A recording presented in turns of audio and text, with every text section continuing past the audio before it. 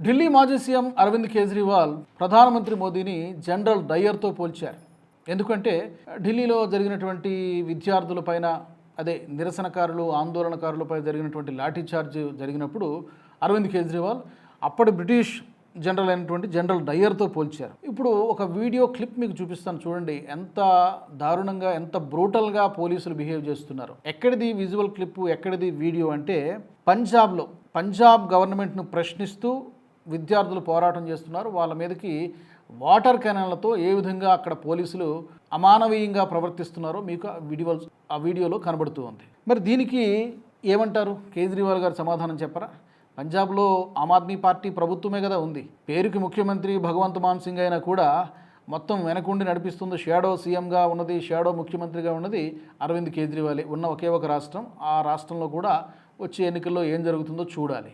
మరి ఢిల్లీలో జంతర్ మంతర్ దగ్గర జరిగినటువంటి ఈ లాఠీ చార్జ్ని ప్రశ్నించినటువంటి పోలీసుల దౌర్జన్యం అంటూ గొంతెత్తినటువంటి అరవింద్ కేజ్రీవాల్ ఇప్పుడు పంజాబ్లో ఈ విద్యార్థులపై జరుగుతున్నటువంటి దాష్టీకాన్ని, దౌర్జన్యాన్ని, దీని గురించి ఏమీ మాట్లాడరా అని చెప్పి చాలామంది క్వశ్చన్ చేస్తూ ఉన్నారు. మీకు ఇంకొక వీడియో క్లిప్ కూడా చూపిస్తాను. అదేంటంటే ఇంతకుముందు నేను చూపించినటువంటిది పంజాబ్లో విద్యార్థులు, అక్కడ కూడా పేపర్ లీకేజ్ జరిగింది. ఫార్మసీ ఎగ్జామ్కి సంబంధించినటువంటి పేపర్ లీకేజ్ జరిగింది. దానికి ఆ ముఖ్యమంత్రి కూడా ఒప్పుకున్నాడు. కాకపోతే లీకేజ్ జరగలేదు, చీటింగ్ జరిగిందంటూ కవర్ చేసుకునే ప్రయత్నం చేశాడు అక్కడ ముఖ్యమంత్రి భగవంత్ మాన్ సింగ్. ఇప్పుడు మీకు విజువల్ చూపిస్తాను. ఇక్కడ కూడా పోలీసులు చాలా క్రూరంగా బిహేవ్ చేస్తూ ఉన్నారు.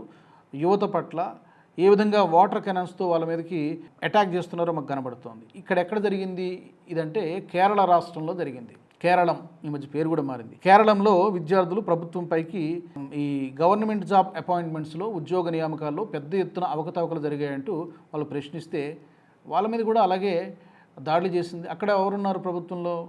అగైన్ అక్కడ కాంగ్రెస్ ప్రభుత్వమే ఉన్నది. ఇక్కడ జార్ఖండ్లో ఎవరున్నారు? జార్ఖండ్లో అక్కడ విద్యార్థులు నిరసన తెలియజేస్తూ ఉన్నారు. ప్యూర్ ప్రొటెస్ట్ జరుగుతూ ఉంది.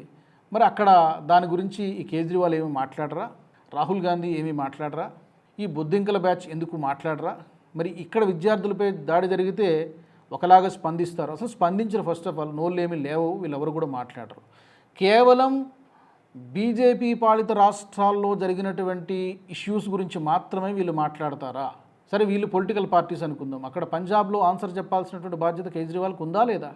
ఇక్కడ జార్ఖండ్లో జరుగుతున్నటువంటి ఈ విద్యార్థుల ప్రొటెస్ట్కి సమాధానం చెప్పాల్సినటువంటి బాధ్యత అటు రాహుల్ గాంధీ కానీ కాంగ్రెస్ అధిష్టానానికి ఉందా లేదా?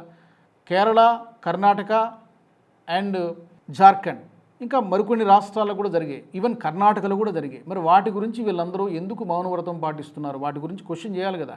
అకౌంటబిలిటీ, బాధ్యత అనేది అందరికీ ఒకటేలా ఉంటుంది.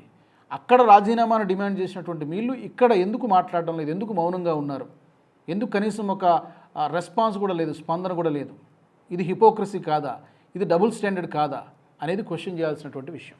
ఈ వీడియో మీకు నచ్చినట్టయితే లైక్ చేయండి, 10 మందికి షేర్ చేయండి. అలాగే కామెంట్ల రూపంలో మీ అభిప్రాయాలను మాతో పంచుకోండి. Nationalist hub group of channels ను సబ్స్క్రైబ్ చేసుకుని తెలుగునాట జాతీయవాద జర్నలిజాన్ని ప్రోత్సహించండి. ఈ వీడియో కింద ఉన్న బెల్ ఐకాన్ పై క్లిక్ చేయడం మర్చిపోవద్దు.